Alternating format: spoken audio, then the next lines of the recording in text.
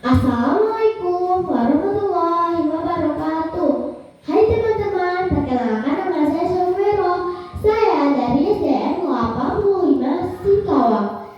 Saya ingin bercerita tentang legenda Danau Biru. Disimak ya ceritanya dengan baik. Anak-anak yang budiman, Tuhan menciptakan alam yang indah dan subur bagi masyarakat Indonesia dan termasuk juga masyarakat Singkawang, Kalimantan Barat. Baginda syair lagu penyanyi legendaris Kusbus bahwa tanah kita adalah surga. Tidak heran berabad-abad yang lampau Indonesia menjadi incaran para penjajah dari negara lainnya. Pada zaman dahulu kala hiduplah sepasang suami istri yang bernama Busni dan Rohimah.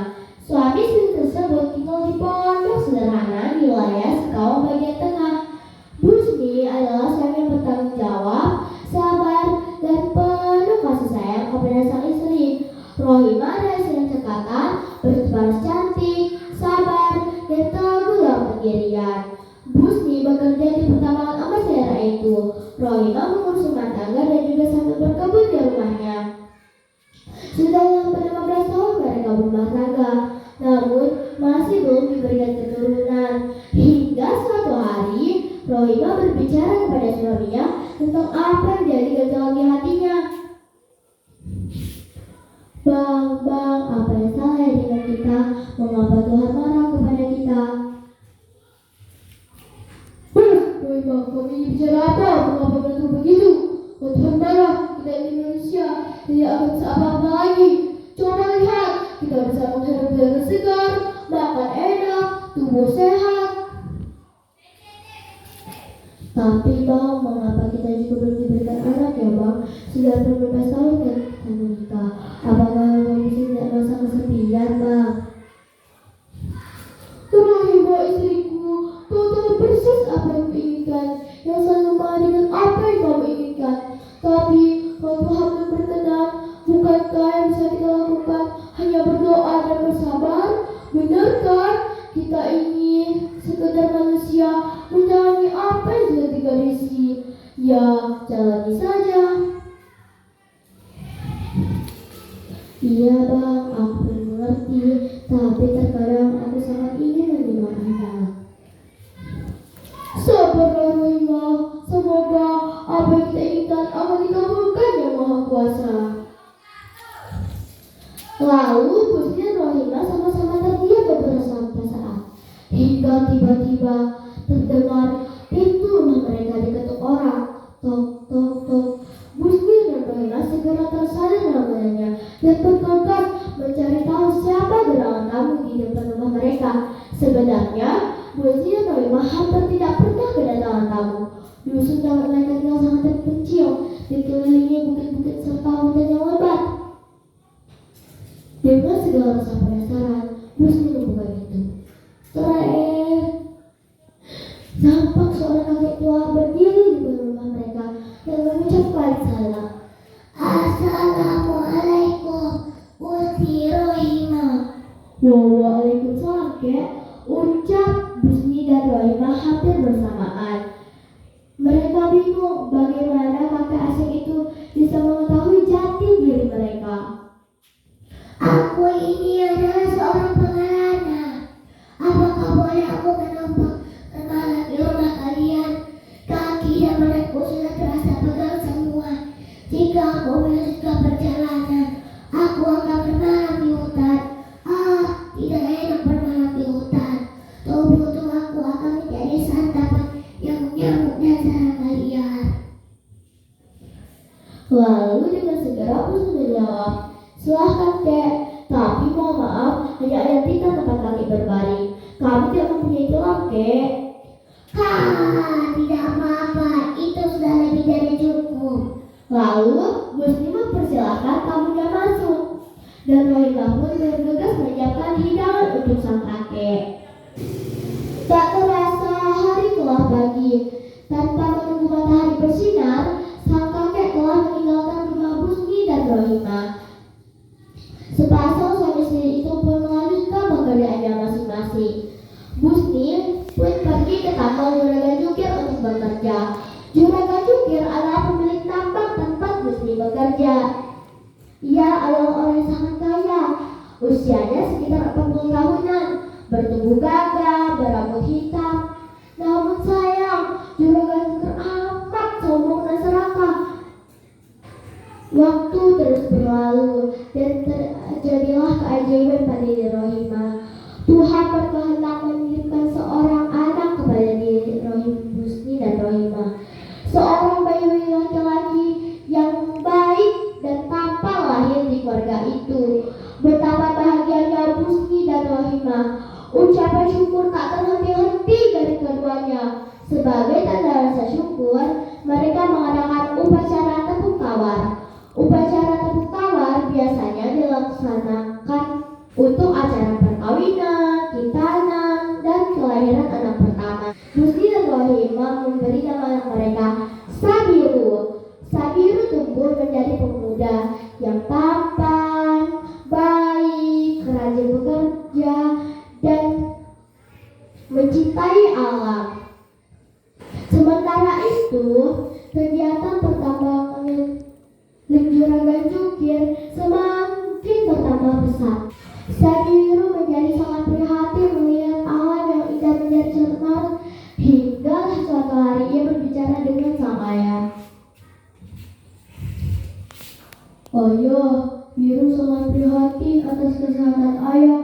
Apa tidak lebih baik ayah berhenti bekerja dan tambang? Biru, ayah tidak bisa diam saja, nak. Jika ayah berhenti bekerja, ayah merasa tidak berguna. Ayah, hasil kebun kita sudah lebih dari cukup untuk memenuhi kehidupan kita. Aku mengerti, nak. Tapi dengan bekerja, ayah merasa sangat bahagia.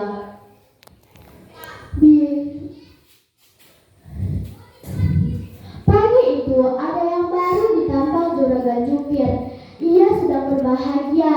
Dari pagi tawanya lepas dan selalu terdengar senandung lagu dari bibirnya. Hahaha, aku kaya. Hahaha, aku banyak harta. Hahaha, aku kaya. Ayo kerja yang benar.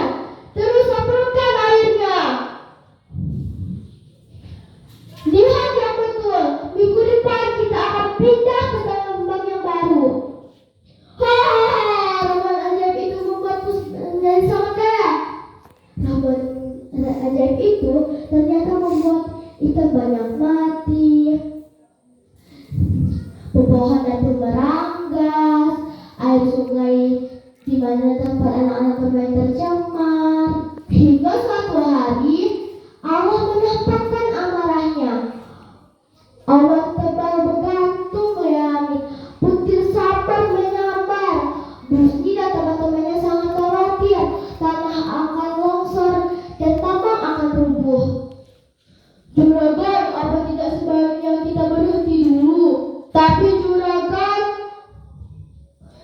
Juragan Jukir dan para centengnya tetap memaksa mereka untuk bekerja. Jika kalian yang mau pulang, silahkan pulang, tapi jangan harap kalian bisa bekerja lagi denganku. Cepat selesaikan pekerjaannya. Berikan aku emas yang sebanyak-banyaknya. Sabiru dan ibunya sangat mengkhawatirkan ayahnya yang belum sampai di rumah. Sabiru meminta izin kepada ibunya untuk menjemput sang ayah.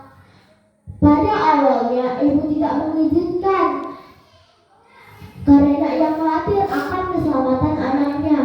Tapi Rohimah pun cemas akan nasib suaminya. Hati-hati ya Biru, cepat pulang ya nak. Iya nak, jawab Biru dengan singkat. Dengan bergegas Sabiru keluar mencari sang ayah.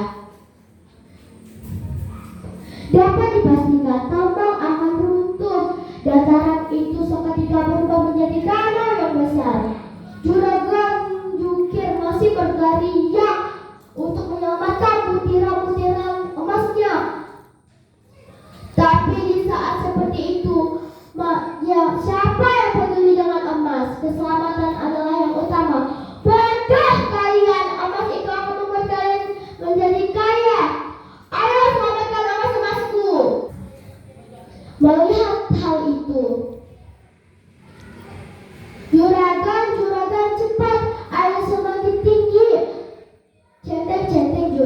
jukir. Melihat hal itu, juragan jukir pun berusaha untuk menyelamatkan diri dengan dibantu para centengnya.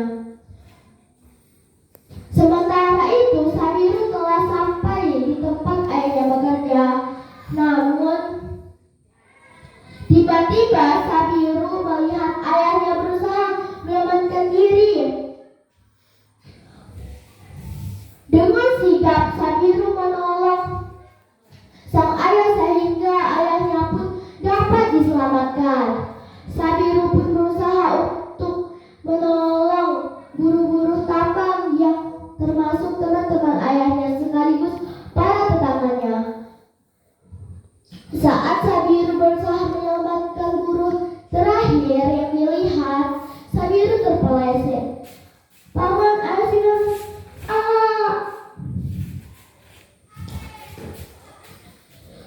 tubuh Sabiru pun tidak dapat ditemukan.